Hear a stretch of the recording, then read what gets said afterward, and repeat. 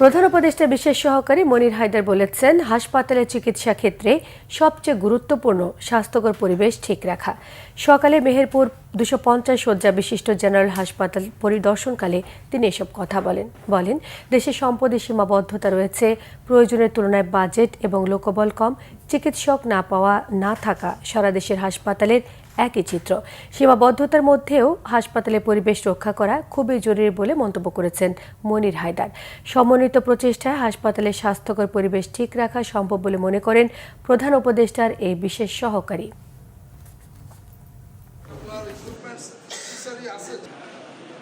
আমাদের প্রয়োজনীয় লোকবল নেই, প্রয়োজনের তুলনায় বাজেট কম, তারপরে ডাক্তার না পাওয়া না থাকা, এটা সারা বাংলাদেশের অভিন্ন চিত্র। হাসপাতালে শুধু ওষুধ কিংবা ডাক্তারের ব্যবস্থাপত্র এটাই চিকিৎসার সবকিছু না। চিকিৎসার ক্ষেত্রে খুবই গুরুত্বপূর্ণ হলো পরিবেশ।